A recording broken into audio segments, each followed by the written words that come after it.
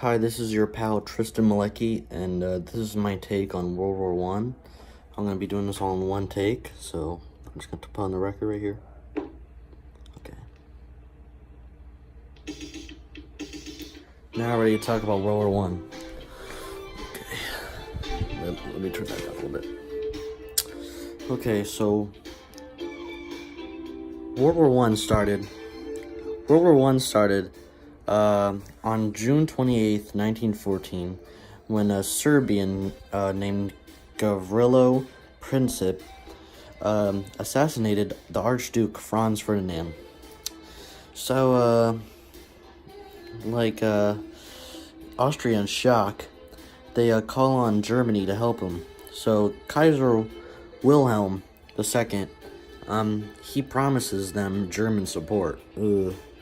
So then Austria, a month later after the assassination, declared war on Serbia, and then Germany said, hold my lager."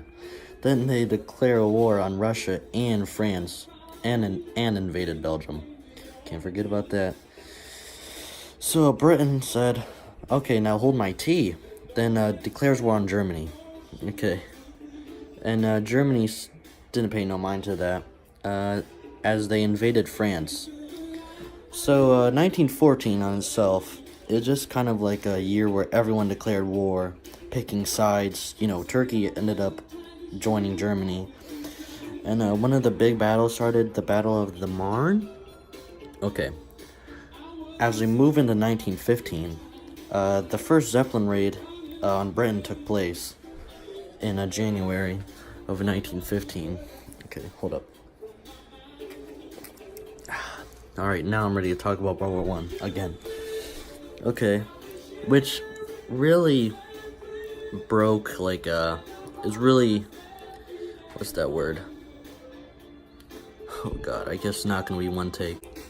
Which was really groundbreaking for the battles, the aviation battles and the battles of the sea, because Germany had U-boats that end up sinking, the other side ships.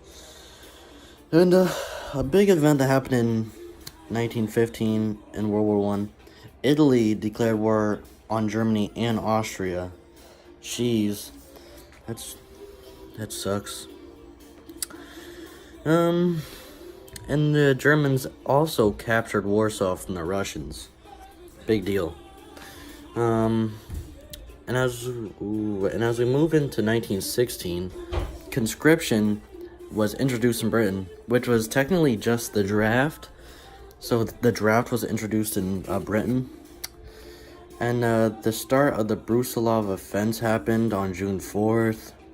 And then the Battle of the Somme started on July 1st, which went on for a while. And the Brusilov offense actually ended in 1916 also. Pretty wild. And the first use of en masse, which means a lot, of tanks at the Somme happened in 1915. It did happen in 1915 on September 15th. And the Prime Minister steps down and a new one arose. His name is Lloyd George on December 7th, 1916. Yeehaw. In 1917, it's a pretty big year, I can't lie.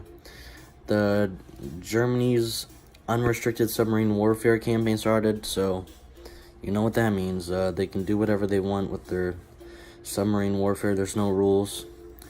And one of the biggest parts of 1917 World War One, USA declared war on Germany. Whoa. You know what that means. Germany's gonna lose. They should be used to that by now. Blah, blah, blah. The Britain, wow. They won a victory at Cambrai with their tanks. Good job, Britain. The first armistice happened between Germany and Russia, which is just a treaty. It's nothing special, none too wild. And Britain actually captured Jerusalem from the Turks. As they would say in Jerusalem, oy vey. Hold up. Alright, time in. 1918 started the end of World War One. Ouch. The Treaty of Brest Sorry, I'm reading from my iPad. Litovsk was signed between Russia and Germany, so that treaty ended the war between Russia and Germany. Pretty big two superpowers at the time. And Germany actually still fighting.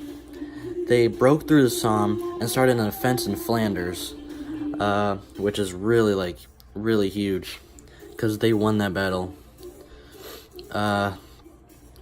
But the second Battle of Marne, because if you remember in 1914, the first Battle of Marne started, the first one. So, which started the collapse of the German army. And then the advance of the Allies was successful. Turkish forces collapsed. Germany asked Allies for a treaty. Of course. Always Germany. And then they said, whatever, Germany, just don't do that again. Just don't start a war with the world again, okay? And Turkey made peace, Austria made peace. Then on November 11th, Germany signed a treaty with the Allies, which is the official end of World War One. Yay! But the events that happened after this, it's pretty wild. Okay, this is an epilogue. So they signed the Treaty of Versailles, which ended the conflict and the war between Germany and the Allied countries that were against them, and which kind of blamed Germany for the war, which they should have, because it's all their fault, kinda. And then this one guy, kind of made his voice heard that he had a problem with it. His name was Adolf Hitler, which whatever, what a stupid name. He was an angry mustache model, and he didn't like that they were blaming Germany for the war. Don't do that, because he said, I didn't say this, this is a quote from Hitler probably, it was the Jews' fault.